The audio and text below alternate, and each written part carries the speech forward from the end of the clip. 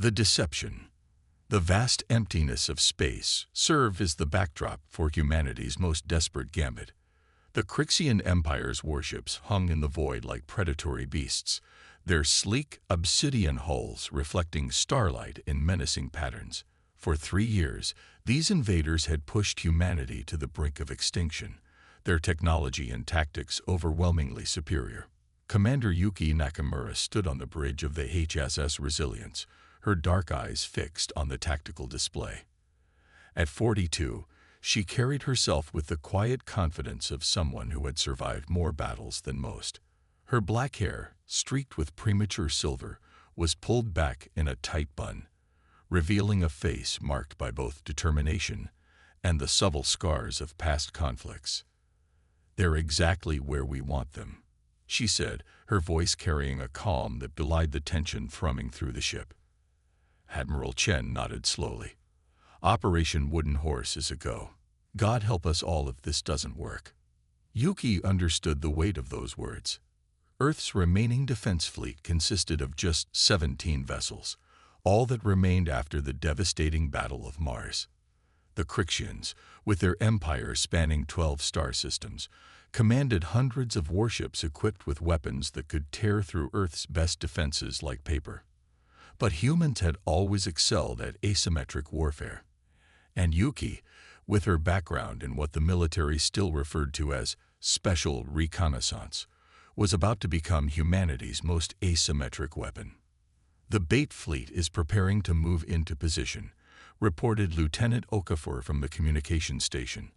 "All vessels confirm operation status." On the main view screen, 6 ancient ships, museum pieces resurrected from Earth's orbital salvage yards, powered up their engines. Their hulls were deliberately scared, their systems broadcasting on open frequencies, leaking radiation, and appearing barely functional. They were, in every measurable way, pathetic.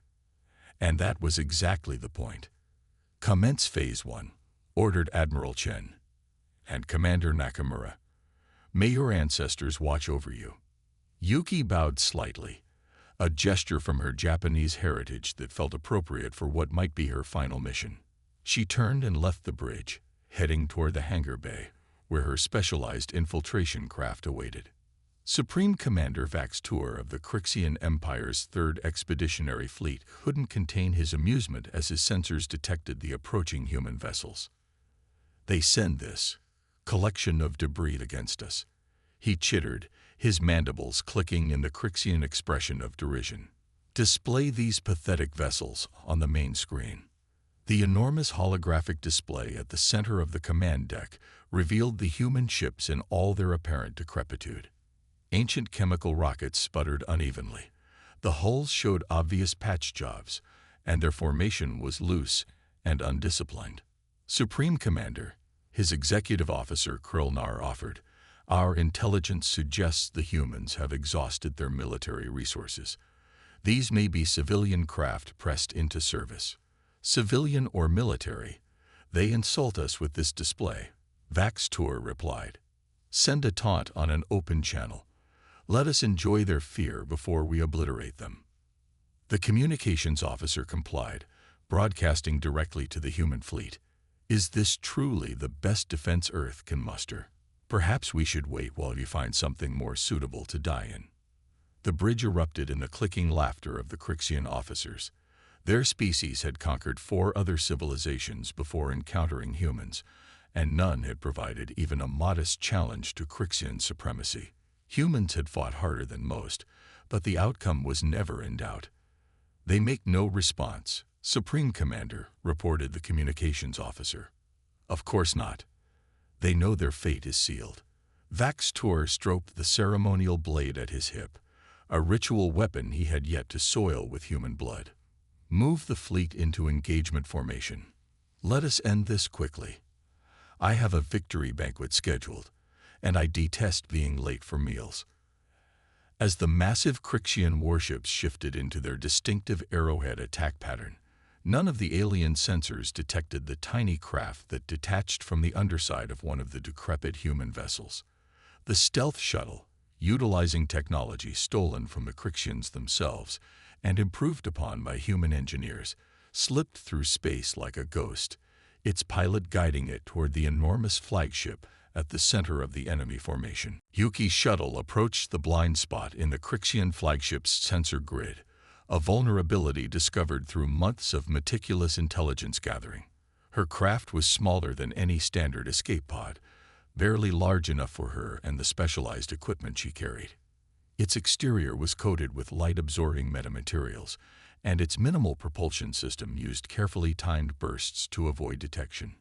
Inside her helmet, Yuki's heads-up display showed the approaching docking point, an emergency maintenance airlock that the Crixians, in their arrogance, hadn't bothered to secure with anything beyond standard protocols. Approaching target, she subvocalized into her comms, preparing for attachment. The reply came not from the Resilience, but from General Hayes at Earth Defense Command, millions of kilometers away. Acknowledged, Shadow One. The fleet is in position. You have 48 minutes until Phase 2. The shuttle made contact with the Crixian flagship's hull with the gentlest of touches. Magnetic clamps engaged, and Yuki activated the cutting tool, another piece of stolen technology that could slice through Crixian alloys without triggering their hull breach alarms. As she worked, she could hear the Crixian communications broadcasting openly. They were so confident that they weren't bothering to encrypt their tactical chatter. Their overlapping voices, translated through her implant, were filled with mockery and contempt for the human vessels. Look at that one. I think it's held together with adhesive tape. My offspring could construct a more formidable craft from discarded mold casings. The Supreme Commander believes they may surrender if we simply wait long enough. Their engines appear ready to fail on their own. Yuki smiled grimly as the airlock finally yielded. They had no idea what was coming. Admiral Chen watched as the Crixian vessels moved into their attack formation. Everything was proceeding according to plan. The aliens were taking the bait, focusing all their attention on the decoy fleet while ignoring the real threat. "Any word from Commander Nakamura?" he asked. Lieutenant Okafor shook her head. "Radio silence as planned, sir. But her tracking beacon shows she's aboard the Crixian flagship." Chen nodded. "Then we continue as scheduled. Maintain our distance and keep broadcasting those false signals. I want them thinking our ships are on the verge of mechanical failure." On the tactical display, the 6 decoy vessels drifted in a seemingly haphazard formation, occasionally emitting bursts of radiation that, to Crixian sensors, would appear as systems malfunctions. Behind the moon of a nearby gas giant, the real human fleet, 11 warships equipped with technology that would shock the Crixians, waited for their moment. "Sir," called out the sensor officer, "the Crixians are launching scout craft. They're moving to surround our decoys." "Let them," Chen replied. "The closer they get, the better." Inside the Crixian flagship, Yuki moved through the service corridors with the silent efficiency that had earned her the call sign Shadow during her Special Forces days.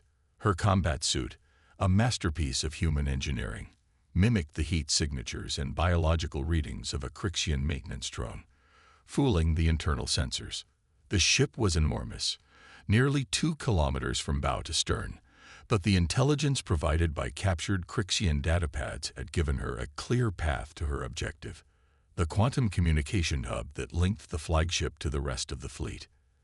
As she reached a junction, she pressed herself against the wall as a patrol of Crixian warriors passed by.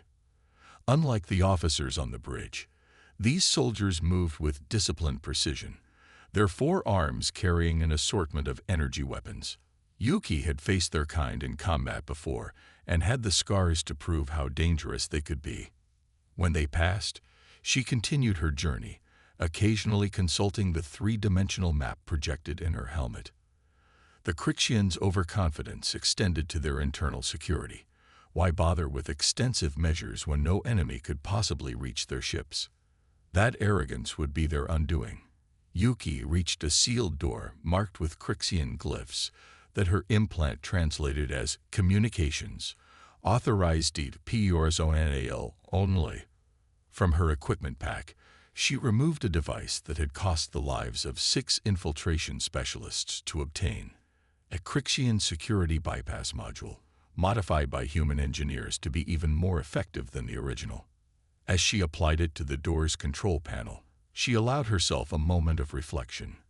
Her grandfather had been a historian specializing in feudal Japan, filling her childhood with stories of ninja, the shadow warriors who used stealth and deception to overcome seemingly insurmountable odds. How fitting that humanity's survival now rested on the same principles. The door slid open silently, revealing a chamber filled with crystalline structures that pulsed with energy, the quantum entanglement nodes that allowed instantaneous communication across the Crixian fleet. 3 technicians worked at various stations, their backs to her. Yuki drew her neuralizer, a non-lethal weapon designed specifically for Crixian physiology. 3 precise shots, and the technicians collapsed without raising an alarm. She moved quickly to the main control console, removing the specialized virus module from her pack. Earth's best cyber warfare experts had designed it based on fragments of Crixian code, creating a digital weapon that would spread through the enemy fleet's communications network like a plague. As she inserted the module into the console, her comms suddenly activated. Admiral Chen's voice filled her helmet. "Shadow One, be advised. The Crixians are moving to attack position earlier than anticipated. Phase 2 is commencing now. I repeat, Phase 2 is commencing now." Yuki's fingers flew across the alien controls. "Understood. Virus deployment in progress." On her tactical display, she could see the Crixian fleet converging on the decoy ships, weapons charging. They were about to learn that humanity's greatest weapon had always been deception. "Virus deployed," she reported, watching as the crystalline structures in the room began to pulse with an irregular rhythm. Communications disruption in 3, 2, 1. Throughout the massive Crixian flagship, every communication system suddenly went silent.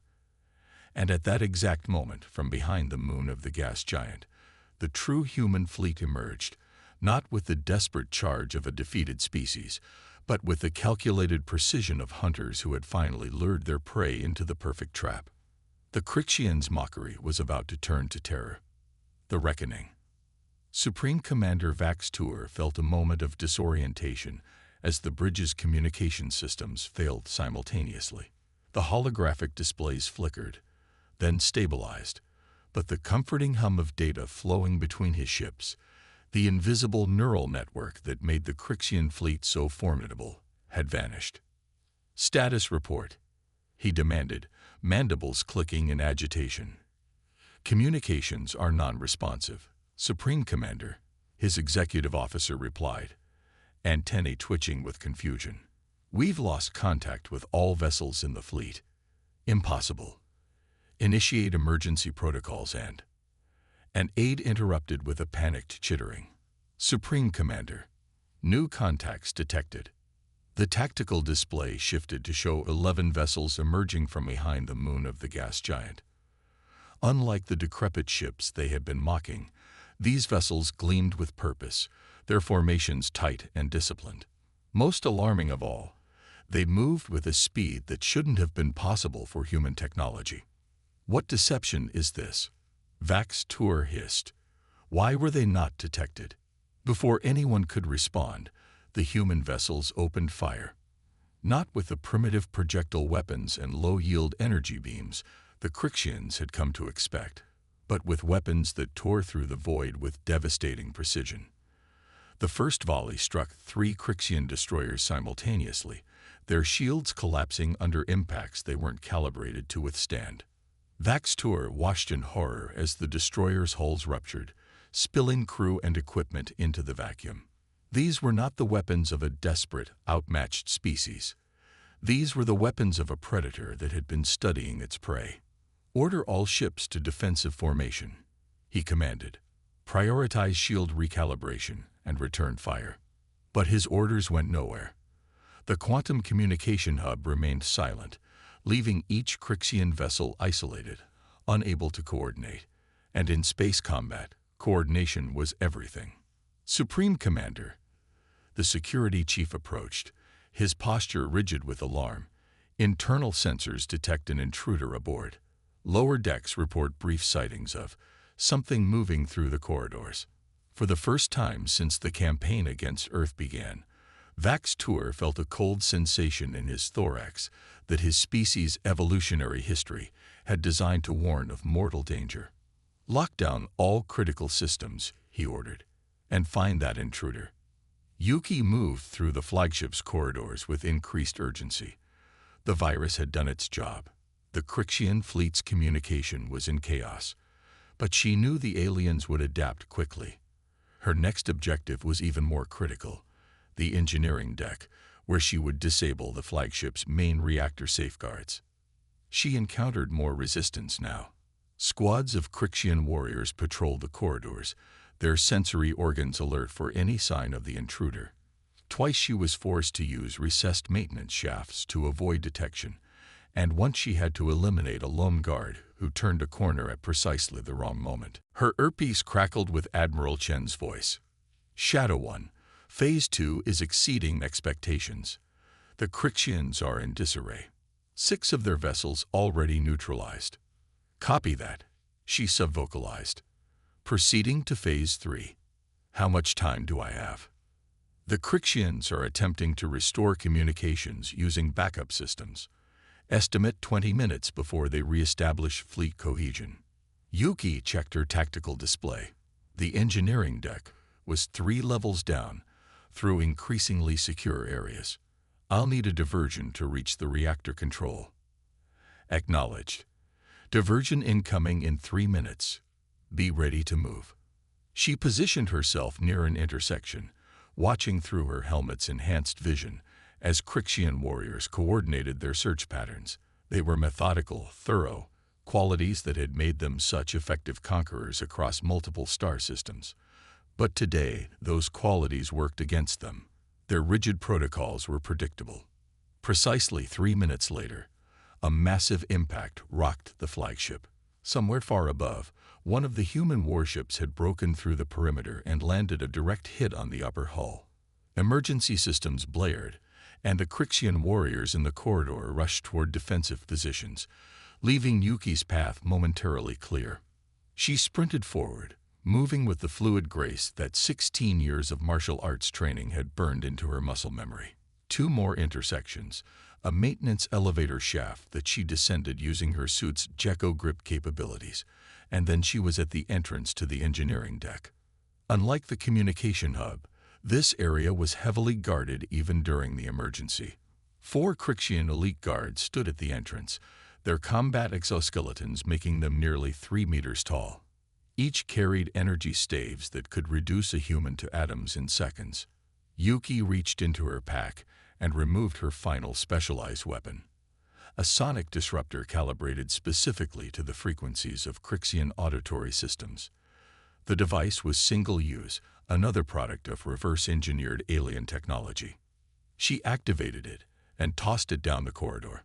The device emitted no sound detectable to human ears, but the effect on the Crixian guards was immediate and devastating. They dropped their weapons, all 4 hands clutching at the sides of their triangular heads as they collapsed in agony. Yuki didn't waste the opportunity. She moved past the incapacitated guards and through the engineering deck doors before they could recover.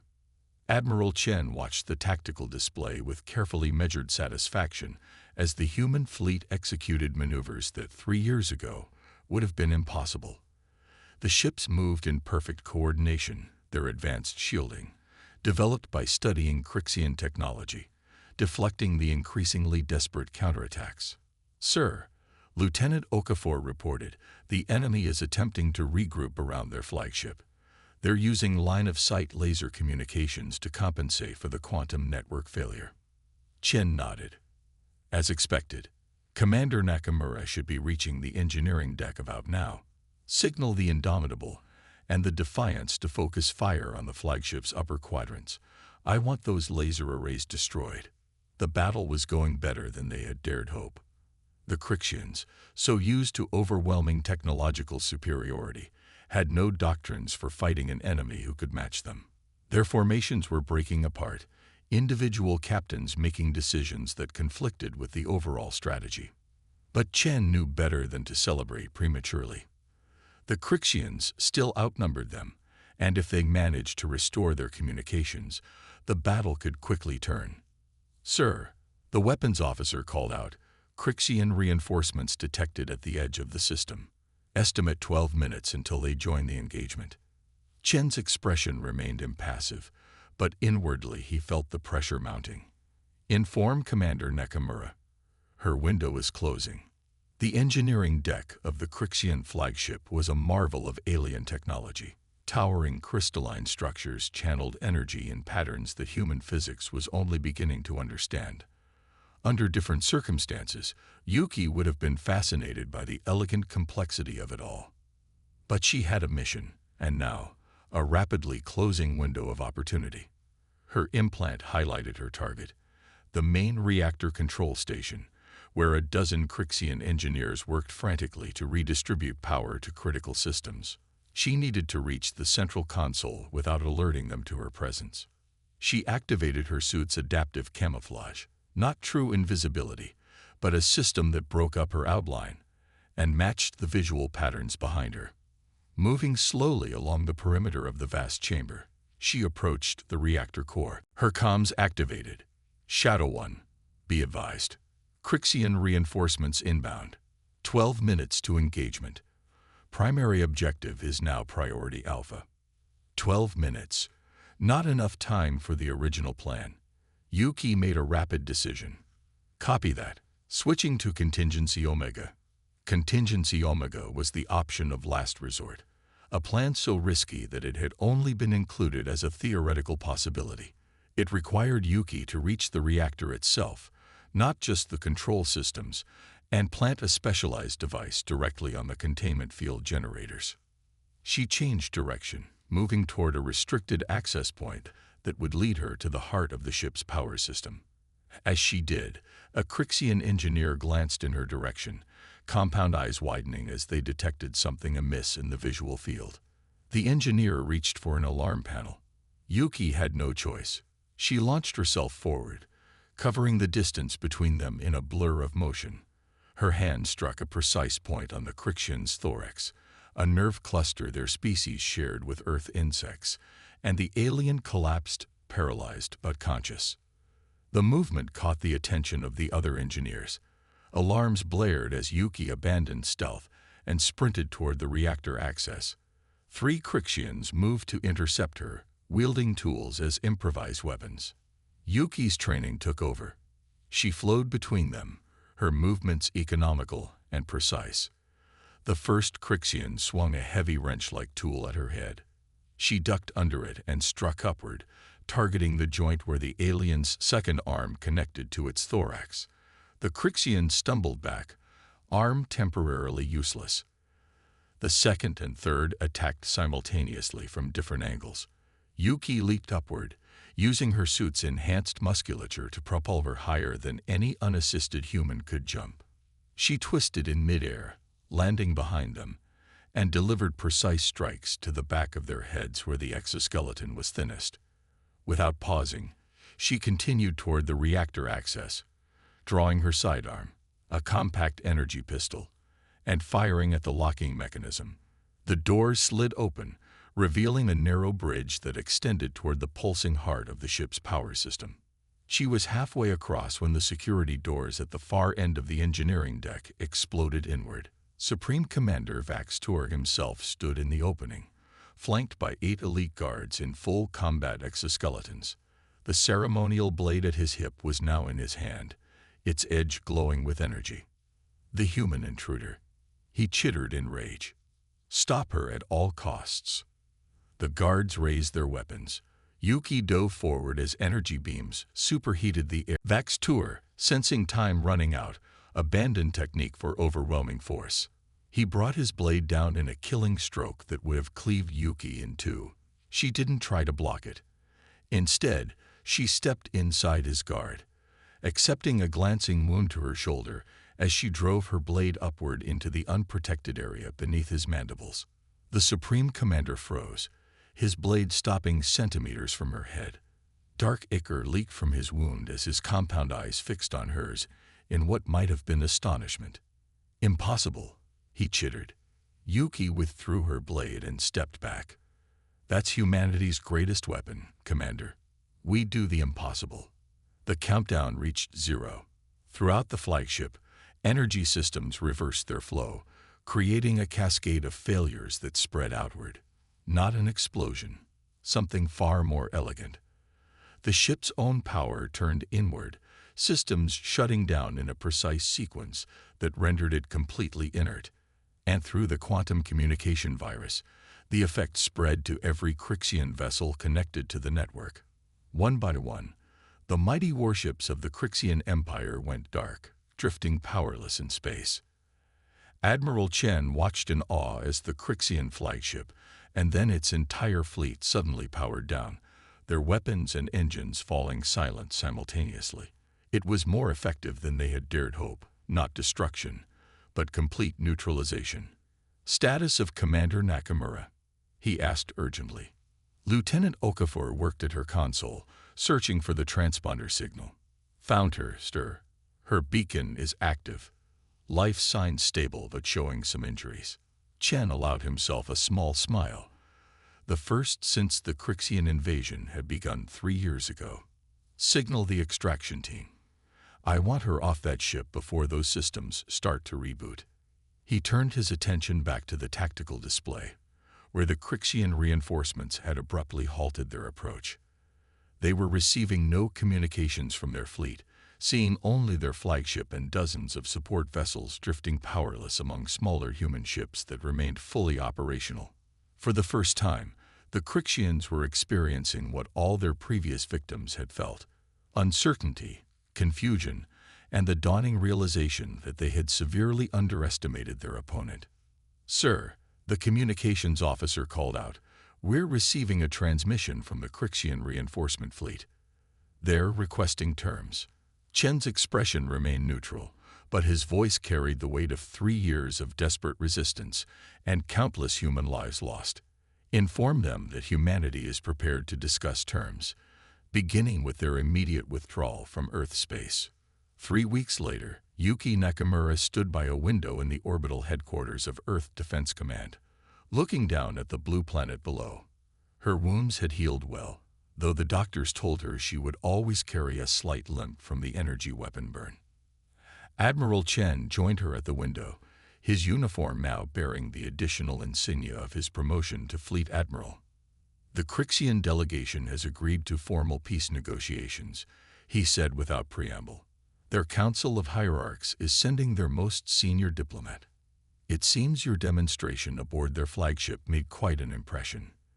Yuki nodded, her expression thoughtful. "They underestimated us because they couldn't imagine an enemy that would choose to appear weak. Their entire culture revolves around displays of strength. A weakness we exploited perfectly." Chen handed her a data tablet. "The Diplomatic Corps is requesting your presence at the negotiations. The Crixians specifically asked for the Shadow Warrior who defeated Supreme Commander Vaxtour in single combat." Yuki raised an eyebrow. "The story has grown in the telling, I see." "Stories often do." Chen's normally stern expression softened slightly. "But in this case, the reality was impressive enough. You've given humanity something we hadn't had since the invasion began: hope." She returned her gaze to Earth below, thinking of her grandfather and his stories of the ninja who had turned weakness into strength, patience into victory. Humanity had always been adaptable, turning the strategies of its enemies against them, finding ways to survive against overwhelming odds. "The Crixians believe they lost because of our technology," she said. "They don't understand that our greatest advantage was that we were willing to be underestimated." Chen nodded. "A lesson they won't forget quickly, and one that will spread through their empire." The species that conquered a dozen worlds was humbled by the one they considered too primitive to be a threat. Yuki smiled faintly. "Humanity has always had a talent for surprising those who underestimate us. Something tells me this won't be the last time we need to remind the galaxy of that fact." As they stood there, watching Earth turn slowly beneath them, News was already spreading through the Crixian Empire and beyond. Beware the humans. They are not what they appear to be, and their shadows have teeth. The legend of humanity's impossible victory was born, a story that would echo across the stars for generations to come. And in the darkness between those stars, other species took note.